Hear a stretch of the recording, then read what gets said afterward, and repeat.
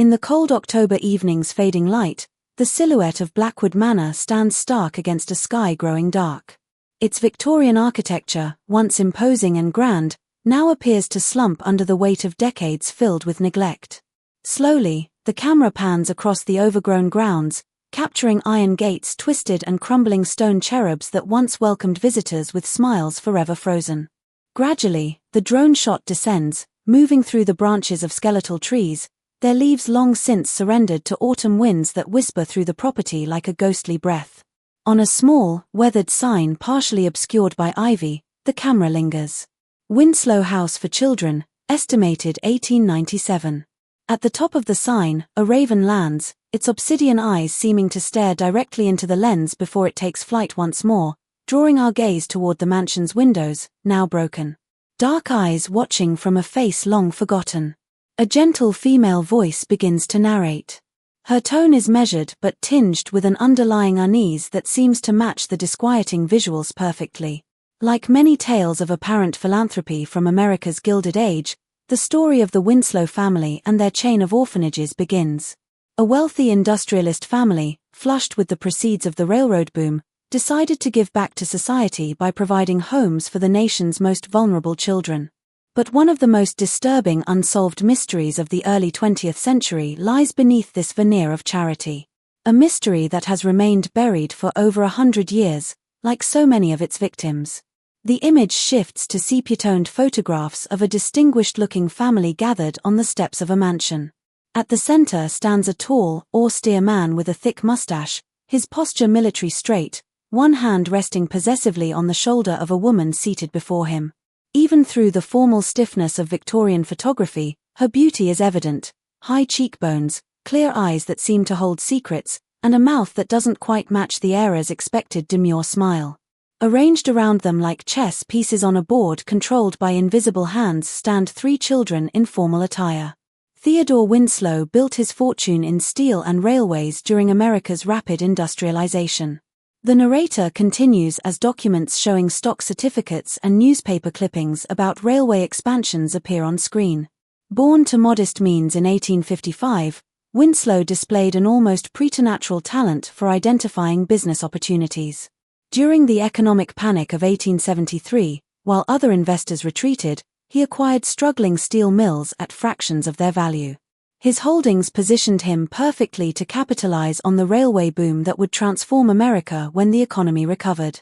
The screen fills with vintage footage of steam locomotives and workers laying tracks across vast landscapes. The physical manifestation of America's manifest destiny, rendered in iron and sweat. By 1895, Theodore was one of the wealthiest men in New England, with a personal fortune that would be worth billions in today's money. A man who had started with nothing had risen to join the ranks of the Rockefellers, Carnegies, and Vanderbilts, America's new aristocracy. Built not on bloodlines, but on ruthless ambition and industry. The image transitions to a portrait of Eleanor Winslow, the same woman from the family photograph, but captured alone, her gaze direct and unsettling in its intensity. His wife, Eleanor, came from a different world entirely. Born Eleanor Blackwood, she was the last descendant of one of Boston's oldest families, a lineage that traced back to the Mayflower, but whose fortune had dwindled over generations. Their marriage in 1879 represented the classic American merger of Old World prestige and New World wealth. While Theodore built his empire, Eleanor established herself as a woman of unusual intellect and interests. She was known for her social conscience, unusual among the elite of that time, but also for her fascination with the emerging sciences of heredity and human development. The screen displays Eleanor's portrait alongside photographs of her attending scientific lectures and medical demonstrations. A woman in elegant Victorian dress, somehow looking not out of place among men in academic robes. Slowly, the camera zooms in on Eleanor Winslow's face. There's something in her eyes despite the formal stiffness of Victorian photography, a certain intensity that seems to pierce through the decades, challenging the viewer to understand what drove her. She doesn't look like a monster. And that's perhaps the most disturbing revelation, that someone who appears so human, so normal, could orchestrate what was to come. What followed was unprecedented in scale. The narrator continues as the screen displays a map of the northeastern United States. One by one, pins appear, marking the locations of each new orphanage. Over the next 15 years, the Winslow Charitable Foundation would establish 12 orphanages across New England and the Mid-Atlantic states. From Maine to Maryland, the Winslow name became synonymous with progressive care for orphaned children. The camera pans across architects' renderings and construction photographs showing the building of each institution, imposing structures of brick and stone rising from cleared land, hundreds of workers swarming over scaffolding. The Winslow fortune made manifest in mortar and stone. Each facility was lavishly funded, architecturally impressive, and staffed by professionals handpicked by the Winslows themselves. Unlike the overcrowded, underfunded state orphanages of the era, Winslow homes featured private rooms, modern plumbing, electric lighting, and educational facilities that rivaled the finest private schools. Newspapers of the era praised the family's generosity, holding them up as exemplars of how America's new wealthy class should behave. The contrast with other child care institutions of the time couldn't have been more striking, says a new expert who appears on screen, identified as Dr. Amelia Richardson, historian of American social welfare. This was the era before child labor laws, before meaningful regulation of orphanages, Dr. Richardson explains, seated in a book-lined office.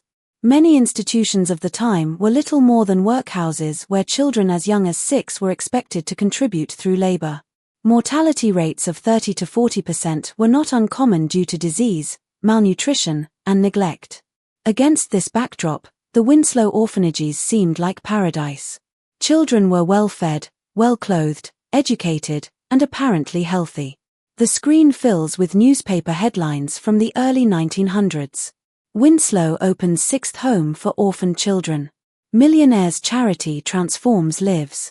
Eleanor Winslow, America's Angel of Mercy. The press coverage was glowing, almost reverent.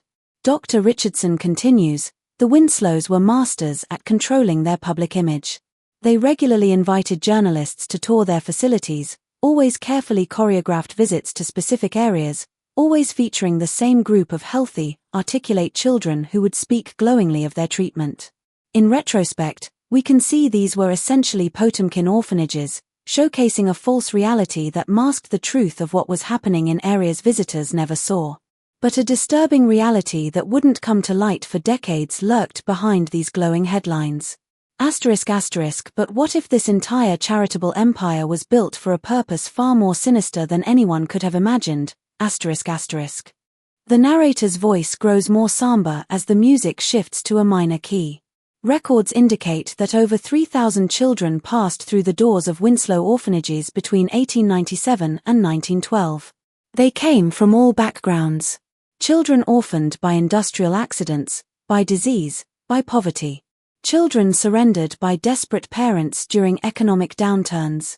Immigrant children whose parents had died during the journey to America or shortly after arrival. The screen shows intake photographs, row after row of solemn young faces, each with a number pinned to their clothing, their expressions ranging from fear to resignation to defiance. Of those 3,000 children, the narrator continues, her voice now barely above a whisper. Not a single one can be definitively traced after entering the system. The music shifts, growing tense and discordant as the screen freezes on the children's faces. One by one, each photograph slowly fades to black until the screen is dark. No adoption records, no death certificates, no census entries, no marriage licenses, no military service records, no property deeds, nothing. It's as if these 3,000 children simply vanished. The darkness gives way to a modern-day shot of an elderly woman seated in a comfortable living room, surrounded by books, papers, and a laptop computer. Silver hair frames a face lined with age but animated by intelligence and intensity. A caption identifies her as Dr. Margaret Holbrook, historian, author of America's Missing, The Winslow Orphanage Mystery. The scope of this disappearance is what makes it so extraordinary, Dr. Holbrook explains, leaning forward with intensity. We're not talking about a few missing records or clerical errors. We're not talking about children who fell through administrative cracks or who changed their names and couldn't be traced. We're talking about thousands of children who entered these institutions and then vanished completely from the historical record. She rises and walks to a wall covered in photographs and documents. Her research laid bare in a visual web of connections and questions. "I've spent 30 years studying historical disappearances and unexplained events," she continues, gesturing to the wall. The closest parallel might be the lost colony of Roanoke, but that involved only about 115 people. Nothing on this scale has been documented before or since in American history. And what makes it even more remarkable is how thoroughly these disappearances were concealed from public awareness for over a century. Dr. Holbrook picks up a photograph of a young boy, perhaps 7 or 8 years old, in early 20th century clothing. This is Robert Campbell, admitted to the Winslow home in Portland, Maine in 1902. He was orphaned after his parents died in a factory fire. His intake records note that he was in excellent health, scored above average on educational assessments, and was described as good-natured and compliant. 6 months after this photograph was taken, he was recorded as having been transferred to another facility for specialized education, a common notation in Winslow records. No such transfer can be verified. No further record of Robert Campbell exists anywhere. She replaces the photograph and picks up another. A teenage girl with serious eyes. Catherine Donovan, age 14, admitted in 1905. Parents died of tuberculosis, noted as exceptionally intelligent and suitable for advanced studies. Disappeared 8 weeks after admission. Alice Jenkins, age 6, admitted 1908. She continues, each photograph representing another lost child, another life erased from history. The scene transitions to a small-town library where a middle-aged man with glasses carefully handles old leather-bound record books in a climate-controlled room. The space is filled with filing cabinets and archival boxes, a repository of local history preserved with evident care. James Porter, Millfield Historical Society. The caption reads as the man looks up from his work. What makes this case so frustrating is how meticulous the initial documentation was, Porter says, turning pages of neat handwritten entries. Every child who entered a Winslow orphanage was photographed, measured, and had their biographical details recorded in extraordinary detail. Their names, birthplaces, circumstances of their orphaning, medical histories, educational assessments all preserved with remarkable care. He points to specific entries, precise handwriting documenting heights, weights, vaccination records, dental examinations, even cranial measurements alongside the personal histories of each child. The level of detail goes far beyond what was standard practice for orphanages of the era. He continues, it resembles scientific documentation more than social welfare record-keeping. Each child was assigned a unique identification number that followed them through the system. They were regularly examined and assessed with detailed notes on their physical and mental development. And then, nothing. No records of where they went afterward. Porter carefully closes the book and removes his glasses, polishing them thoughtfully before continuing. In normal circumstances, there would be discharge records, adoptions, transfers to other institutions, employment placements for older children, or death certificates for those who succumbed to illness. Every child would have a documented outcome. But in the Winslow system, these records simply stop. It's as if they created this elaborate system to track these children for some purpose other than their welfare. And once that purpose was fulfilled, the children ceased to matter. The camera pans across rows of these intake records, each containing photographs and personal details of children aged from infancy to adolescence. Page after page of lives documented and then abandoned.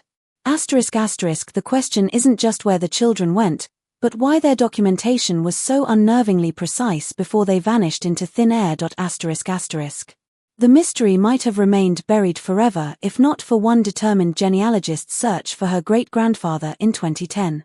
The narrator continues, Catherine Reeves was tracing her family history when she discovered that her great-grandfather, William Reeves, had been placed in the Winslow Home for Boys in Philadelphia in 1903 at age 7. But despite extensive searching, she could find no record of what happened to him after his admission. This led her to connect with other genealogists and historians, who soon uncovered the same pattern across all 12 Winslow institutions. The scene shifts to a middle-aged woman with auburn hair seated at a computer surrounded by family photographs and documents. Catherine Reeves, genealogist. The caption identifies her. I just wanted to know what happened to my great-grandfather, she says, her voice thick with emotion. I never expected to uncover something of this magnitude. The more I looked, the more I realized that every child who went into these orphanages simply disappeared from the record. It defies explanation. The screen transitions to show a map of the northeastern United States with 12 points illuminated to show the locations of the Winslow orphanages stretching from Maine to Maryland. To understand this mystery, we need to examine the Winslow family more closely. The narrator continues. Theodore and Eleanor had 3 children. Frederick, the eldest, born in 1880, Victoria, born in 1883, and Charles, the youngest, born in 1885. Formal portraits of each child appear on screen as they're mentioned. By all accounts, they were raised in extraordinary privilege, educated by private tutors before attending prestigious universities. Frederick studied at Harvard, Victoria at Radcliffe, one of the few institutions offering higher education to women at that time, and Charles at Yale. They were being groomed to take over not just the family's business interests but also their charitable foundation. The scene shifts to another historian, a younger man standing in front of an imposing university building. Dr. Robert Chen, professor of American history, Harvard University, reads the caption. What's particularly interesting about the Winslow children is how completely they embraced their parents' philanthropic mission. Dr. Chen explains, in an era when many wealthy heirs were known primarily for their extravagance and social escapades, the younger Winslows were actively involved in the orphanages. There are numerous accounts of them visiting the institutions, overseeing operations, even personally interviewing potential staff members. This wasn't charity at arm's length. The camera pans across photographs showing well-dressed young adults, presumably the Winslow children, interacting with groups of orphans in formal settings. The first hint that something might be amiss came in 1908. The narrator continues as the scene shifts to show a yellowed newspaper clipping. A local doctor in Baltimore near the site of one of the orphanages wrote a letter to the health department expressing concern about the number of children he was told had died of tuberculosis at the Winslow home. Dr. James Morrison requested an inspection, noting that the reported mortality rate seemed unusually high. The camera zooms in on a paragraph in the letter. Having been informed of no fewer than 14 deaths in the past month alone, a figure which strikes me as statistically improbable, even accounting for the present epidemic. What happened next established a pattern that would repeat whenever questions arose about the Winslow orphanages. Within 2 weeks of sending his letter, Dr. Morrison received a visit from Charles Winslow himself, accompanied by 2 representatives from the Baltimore Health Department. They presented him with detailed medical records documenting each case, complete with death certificates signed by the orphanage's resident physician, Dr. Edwin Porter. The screen shows replicas of these medical records and death certificates, all bearing the same physician's signature. Dr. Morrison later reported being satisfied with the explanation, even impressed by the thoroughness of the orphanage's medical protocols. He withdrew his complaint. The camera returns to Dr. Holbrook in her living room. This is where things get truly strange, she says, shaking her head slightly. Because when my research team tried to locate these children's burial records or death certificates in Maryland State Archives, they simply weren't there. The copies shown to Dr. Morrison were never officially filed with the state. And Dr. Edwin Porter, the physician who supposedly signed these certificates. We can find no record that such a doctor was ever licensed to practice in Maryland, or any other state for that matter. The music grows more ominous as the camera pans across old photographs of the Baltimore orphanage, lingering on the faces of children who would soon vanish from history. Similar incidents occurred in Connecticut in 1909 and Massachusetts in 1910. The narrator continues. Local concerns about missing children or unusual activities at the orphanages were always met with the same response. A personal visit from a member of the Winslow family, accompanied by seemingly impeccable documentation and often a generous donation to local civic causes. In each case, the inquiries were dropped. The scene transitions to an old photograph of a group of well-dressed men seated around a formal dining table. The Winslows weren't just wealthy, they were connected. Theodore Winslow regularly hosted senators, judges, and police commissioners at his estate. His annual hunting retreats were attended by some of the most powerful men in America. When the Winslow family wanted something handled discreetly, they had the influence to make it happen. The camera pans to show a weathered journal open to reveal handwritten entries. In 1911, a nurse named Sarah Mitchell began working at the Winslow home in Providence, Rhode Island. Unusual among the staff. She hadn't been personally selected by the family but was brought in temporarily during a scarlet fever outbreak. During her 3 months of employment, she kept a journal that provides one of the few insider accounts of life within a Winslow orphanage. The camera shows pages from the journal as a different female voice reads excerpts. April 14, 1911. Arrived at Winslow home today. Building is impressive, far better appointed than any hospital I've worked in. Children seem well fed and clothed. Staff very formal, almost excessively so. Matron Mrs. Winters watched me constantly throughout orientation. April 27, 1911. Something odd today. 3 children were taken to the East Wing for special examinations by Dr. Lambert. When I offered to assist, was firmly told my help wasn't needed.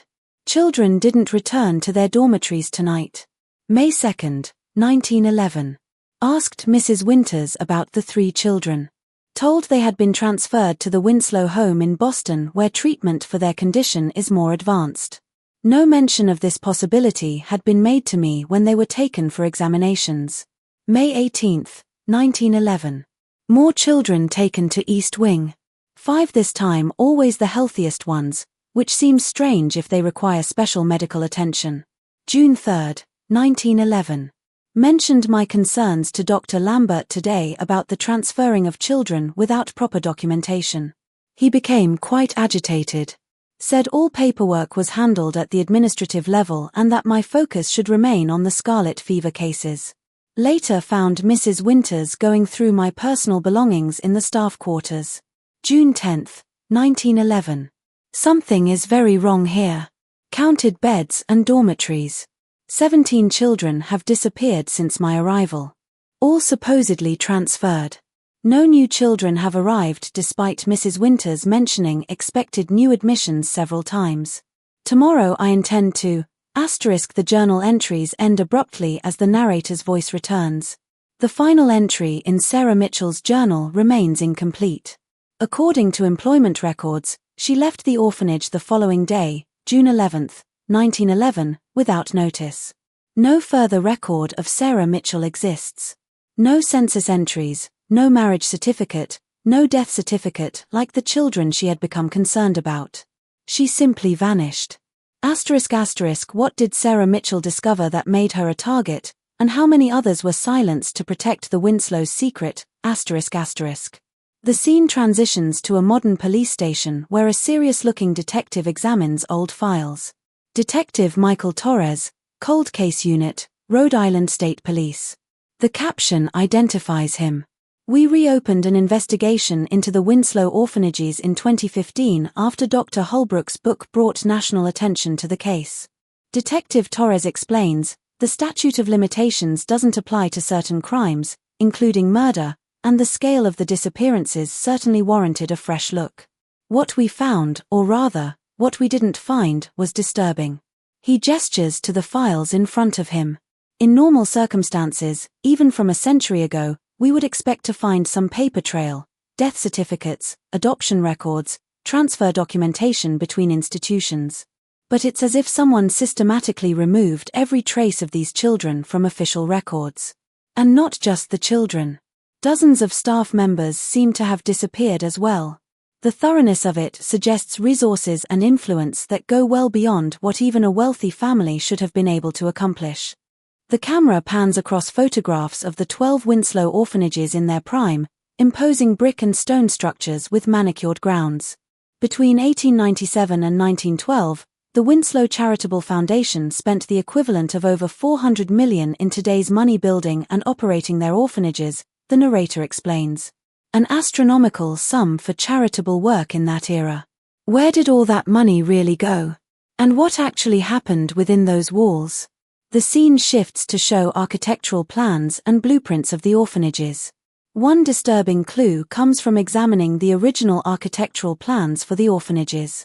The narrator continues. In 2017, a research team from Boston University managed to locate the complete blueprints for 5 of the 12 institutions. What they found has disturbing implications. The camera zooms in on sections of the blueprints as a new expert begins to speak. Dr. Elena Vasquez, architectural historian, Boston University. The caption reads, "These buildings were designed with features that seem puzzling for orphanages, Dr.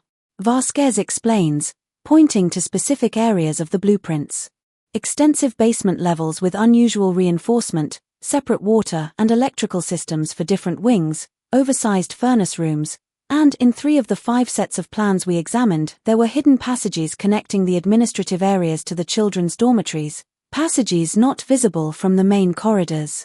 She looks directly at the camera, her expression grave. Most concerning were the modifications made to the original designs. In every case, the plans were altered to add more extensive basement facilities after construction had already begun. Theodore Winslow personally approved these changes at considerable additional expense. The music becomes more intense as the camera pans across old photographs of basement doorways and corridors. But perhaps the most chilling evidence comes from the final days of the Winslow orphanage system. The narrator says, "In June 1912, a fire broke out at the Winslow home in Hartford, Connecticut. The blaze began in the middle of the night and spread with unusual speed. By morning, the building was completely destroyed. Historical photographs of the aftermath of the fire fill the screen. Blackened ruins, firefighters, and onlookers gathered around the smoldering remains. Official reports listed 17 casualties, 12 children and 5 staff members. However, admission records indicated that 73 children should have been resident at the time, along with 22 staff. The discrepancy was explained by a statement from Victoria Winslow, who told authorities that the majority of children and staff had been evacuated the previous day due to planned renovations. The camera zooms in on a newspaper photograph of Victoria Winslow speaking with officials at the fire scene. Her face composed, but her posture rigid. No documentation of this evacuation was ever produced. No one came forward to confirm having received the transferred children or staff. Once again, dozens of people had vanished without a trace. The scene transitions to show headlines from the summer of 1912. Second Winslow Orphanage burns in mysterious blaze. Fire destroys Philadelphia Winslow home. Investigation launched. Third Winslow Orphanage lost to fire. Arson suspected. Within 2 months of the Hartford fire, 3 more Winslow orphanages were destroyed by fire. In each case, the official death toll was surprisingly low, with the Winslow family claiming that most residents had been transferred before the blazes. By September 1912, the remaining 8 orphanages had been hastily closed, with all children supposedly transferred to other institutions. The camera shows a formal portrait of Theodore Winslow in his later years, his expression stern and unreadable. Theodore Winslow died of a stroke in October 1912, just weeks after the closure of the final orphanage. His funeral was attended by senators, a Supreme Court justice, and even the Vice President of the United States. Newspaper eulogies praised his philanthropic legacy, with only a few mentions of the unfortunate series of accidents that had befallen his charitable works.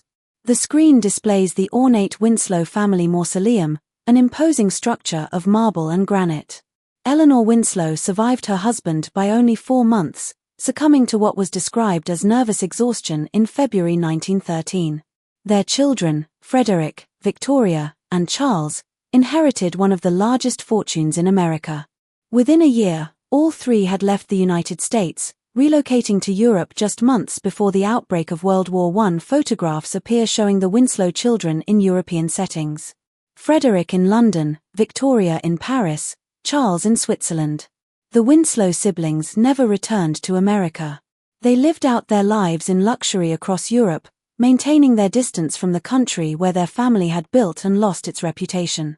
None of them ever married or had children. The last surviving sibling, Victoria, died in Geneva in 1972 at the age of 89, taking whatever secrets she possessed to her grave. ***, the fires didn't just destroy buildings, they were the final act in erasing the evidence, but some secrets are too deep to stay buried forever. ****. The scene returns to Dr. Holbrook in her living room. The most unsettling aspect of this case is not just the disappearance of the children, she says, but the meticulous effort that went into erasing them from history. Someone went to extraordinary lengths to remove these children from records that should have been stored in multiple locations. This wasn't just negligence or poor record-keeping. This was deliberate and systematic. The camera transitions to modern-day shots of the sites where the Winslow orphanages once stood. Some are now parks. Others have been redeveloped with new buildings. A few remain abandoned.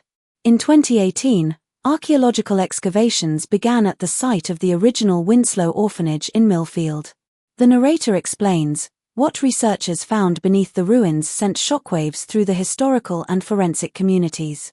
The scene shows an archaeological dig in progress with researchers carefully excavating an area behind what would have been the orphanage's main building. Dr. Thomas Wright, forensic archaeologist, University of Massachusetts, appears on screen. We weren't expecting to find much, Dr. Wright explains, standing at the edge of the excavation. Our ground-penetrating radar had shown some structural anomalies beneath what would have been the courtyard area. So we were initially looking for architectural features not shown on the original plans. What we found instead were human remains. The camera shows carefully marked excavation units with researchers meticulously documenting their findings. To date, we've recovered the remains of 47 individuals from this site alone, Dr. Wright continues, his expression grave. All children, ranging in age from approximately 3 to 16 years. Most disturbing is that many show evidence of surgical procedures that have no therapeutic purpose. We can identify precise incisions on the skull and spine. Evidence of tissue and organ removal. Strange modifications to the long bones. These weren't medical treatments. They were something else entirely. The camera pans across laboratory tables where researchers examine small bones with painstaking care. Dr. Sarah Keller, forensic anthropologist, a new expert, is introduced. The precision of the modifications to these remains is what's most unsettling, Dr. Keller explains, pointing to specific features visible under magnification. These weren't crude procedures. They were performed with sophisticated tools and considerable anatomical knowledge. Some of the techniques appear to have been experimental in nature, testing different approaches, different methods of accessing certain areas of the body. She pauses, clearly disturbed by her own findings. Based on the evidence, these children didn't die of natural causes. They were subjected to systematic procedures that no legitimate medical practice would justify, especially on children. The scene transitions to Detective Torres at the police station. Following the discoveries in Millfield, we obtained warrants to investigate the sites of 3 other former Winslow orphanages, he explains. At each location, we found similar remains, though in varying numbers. We're dealing with what appears to be one of the largest cases of organized child murder in American history. The camera shows investigators at multiple sites, the grim work of recovery continuing. But the question remains, why? The narrator asks as the scene shifts to a university library where researchers pore over old documents. What purpose could possibly explain such systematic abuse and murder of children? The answer may lie in understanding the other activities of the Winslow family during this period. A new expert appears on screen. Dr. William Foster, historian of science and medicine, Johns Hopkins University. The late 19th and early 20th centuries were a pivotal time in medical research, Dr. Foster explains. Germ theory was relatively new. Transplant surgery was in its infancy. The understanding of human development and neurology was primitive by today's standards, and the ethical frameworks that govern medical research today simply didn't exist. He gestures to medical textbooks and journals from the era. What we do know is that Theodore Winslow, despite his public persona as a businessman and philanthropist, had a deep interest in medical research. He donated extensively to medical schools and research institutes. And most tellingly, in 1895, 2 years before opening his first orphanage, he established the Winslow Institute for Advanced Biological Studies, a private research facility staffed by physicians and scientists recruited from around the world. The camera shows photographs of an elegant stone building surrounded by manicured grounds with a group of serious-looking men in formal attire standing on its steps. The Winslow Institute operated with virtually no oversight, Dr. Foster continues. Its work was never published in mainstream medical journals. Its researchers never participated in scientific conferences, yet it consumed enormous amounts of funding and employed dozens of specialists who effectively disappeared from the scientific community once they joined the institute. The scene transitions back to Dr. Holbrook. When you put these pieces together, the orphanages collecting thousands of children, the disappearance of those children, the Winslow Institute conducting secretive research, and now the discovery of remains showing evidence of surgical experimentation, a horrifying picture emerges, she says. These orphanages weren't charitable institutions. They were providing human subjects for experimentation on an industrial scale. The music grows more somber as the camera pans across photographs of the orphan children. Their faces solemn, their fates now becoming clear. But even this grim conclusion doesn't explain the full scope of what we found, the narrator continues. The number of remains discovered at the orphanage sites accounts for only a small percentage of the children who disappeared. What happened to the rest? The scene shifts to another expert, Dr. Rebecca Cohen, medical historian, Yale University. There's a disturbing possibility that emerges from the fragmentary records we've managed to recover from the Winslow Institute, Dr. Cohen explains. It appears they were particularly interested in tissue compatibility and rejection, fundamental concepts in transplant medicine, but decades before the first successful human organ transplants were performed. She gestures to diagrams and notes recovered from the Institute's archives. The patterns we're seeing suggest they were conducting extensive testing to identify compatible donors among the orphanage children, essentially treating them as a living tissue bank. The most disturbing implication is that they may have been harvesting organs and tissues for transplantation into wealthy patients.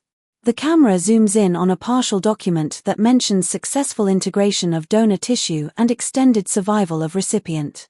The technology for successful organ transplantation didn't exist at that time, Dr. Cohen continues. But that doesn't mean they weren't trying. And given the resources at their disposal, they may have made advances that weren't shared with the wider medical community. Advances built on unthinkable suffering. The scene transitions to show elegant homes and social gatherings of the wealthy elite of the early 1900s. During this same period, the Winslow social circle included some of the wealthiest and most powerful people in America and Europe, the narrator explains. Aging industrialists, aristocrats with family fortunes, politicians at the twilight of their careers, many of whom would have had a keen interest in extending their lives or treating conditions that medicine of the day couldn't address. The camera pans across photographs of lavish parties at the Winslow estate. The guests elderly but expensively dressed, their expressions suggesting privilege and entitlement. Records indicate that the Winslow Institute maintained private treatment rooms in a separate wing, the narrator continues. Visitors would arrive discreetly, stay for periods ranging from days to weeks, and leave with no public record of their visit. Among the Institute's visitors were at least 3 senators, a governor, several European nobles, and numerous business leaders, all aging, all wealthy, all willing to pay handsomely for treatments they couldn't receive elsewhere. Detective Torres appears again, looking troubled. We found financial records suggesting payments to the Winslow Foundation that far exceed normal charitable donations, he explains. Some individuals made contributions of what would today be millions of dollars, often coinciding with their visits to the Institute. These weren't donations. They were payments for services rendered. The scene shows researchers examining ledgers and financial documents. The scale of this operation was extraordinary, the narrator says. Thousands of children processed through the orphanages. Hundreds of staff members involved at various levels. Dozens of wealthy clients receiving experimental treatments. All of it hidden behind a facade of philanthropy that fooled an entire nation for 15 years. The ultimate horror may not be the deaths, but the cold, calculated business of selling life itself, built on the broken bodies of the innocent. Dr. Holbrook returns to the screen. What makes this case so important to understand, beyond the sheer horror of it, is how it illuminates the darkest possibilities of wealth and power operating without accountability. She says, "The Winslows created a system where children, society's most vulnerable members, could be exploited, experimented upon, and disposed of without consequence. And they nearly got away with it completely." The camera returns to the archaeological excavation in Millfield, where work continues as researchers uncover more remains. In 2023, the investigation expanded to include the grounds of the former Winslow estate, the narrator explains. Using ground-penetrating radar and cadaver dogs, investigators identified multiple areas of interest across the 200-acre property. The screen shows teams working methodically across wooded grounds, marking areas for excavation. What they found suggests that the estate itself may have been the final destination for many of the missing children. The narrator continues as the camera shows forensic teams carefully excavating a large area. To date, investigators have recovered the remains of over 300 individuals buried in unmarked graves on the property, most of them children, but also including adults who may have been orphanage staff members. Detective Torres appears again, standing at the edge of the excavation site. "This is now officially the largest mass grave discovered in modern American history," he says, his voice tight with controlled emotion. "And based on the radar surveys, we've only excavated about 20% of the potential burial areas on the property. The final count could be in the thousands." The scene transitions to a laboratory where researchers examine recovered artifacts, small personal items found with the remains. Dr. Jennifer Oakes, forensic scientist. A new expert is introduced. "We're finding personal effects with some of the remains, hair clips, buttons, occasionally jewelry or religious medals, Dr. Oakes explains, showing several small items carefully preserved in evidence containers. "We're hoping these might help us identify some of the victims, especially when combined with DNA analysis and the detailed intake records from the orphanages." The camera shows a team working with computers and laboratory equipment. The identification effort is the largest of its kind ever undertaken, the narrator explains. Using advanced DNA techniques, researchers are attempting to match the remains with potential descendants of the missing children's families. A challenging task given that most of these children were orphans with few known relatives. The scene shifts to Catherine Reeves, the genealogist who first began investigating the disappearances. "Every child who went into those orphanages had a history, had a family somewhere," she says, the emotion evident in her voice. "Even if their parents were dead, many had siblings, cousins, aunts, and uncles who lost track of them. Each one of these children represents a branch of a family tree that was violently cut short. By identifying them, we're not just solving a historical mystery. We're restoring connections that were severed a century ago." The camera shows a wall of photographs, the intake photos of children from the Winslow orphanages. Their faces solemn, their futures unknown. To date, 17 sets of remains have been positively identified through DNA matching with descendants of their families, the narrator says. Among them was William Reeves, Catherine's great-grandfather, whose remains were recovered from the Winslow estate in 2024, 121 years after he entered the orphanage system. The scene returns to the present day, showing the former Winslow estate now transformed into a memorial site. Simple stone markers stand in rows, each representing a recovered individual. Visitors walk slowly between them, some leaving flowers or small tokens. The investigation continues, both into the forensic evidence and the historical record, the narrator explains. Many questions remain unanswered. How many people knew what was happening? How did the Winslows maintain secrecy on such a scale? Did their children continue similar practices in Europe after fleeing America? Dr. Holbrook appears one final time. The Winslow case forces us to confront uncomfortable truths about wealth, power, and what humans are capable of doing to one another. She says, "It's easy to distance ourselves from this horror by thinking it happened in a different time, under different circumstances, but the conditions that made it possible, extreme wealth concentration, vulnerable populations with few protections, and influential people who believe their desires outweigh others' humanity, those conditions haven't disappeared." The camera pans slowly across the memorial site as twilight falls, the markers casting long shadows. The story of the Winslow orphanages isn't just a historical mystery, the narrator concludes. It's a warning about what can happen when we fail to protect the most vulnerable among us. The children who disappeared into this system deserved better than to become nameless subjects in a wealthy family's experiments. They deserved to be children, to grow up, to live their lives.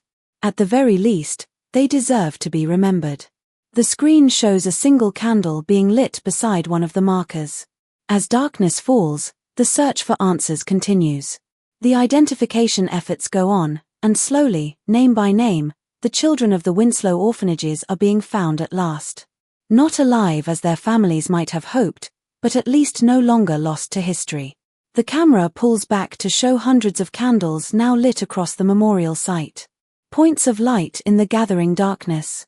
As the screen fades to black, a final text appears. Asterisk between 1897 and 1912, an estimated 3,000 children disappeared through the Winslow orphanage system. To date, 682 sets of remains have been recovered with excavations continuing. The Winslow case remains the largest unresolved mass disappearance in American history. Asterisk.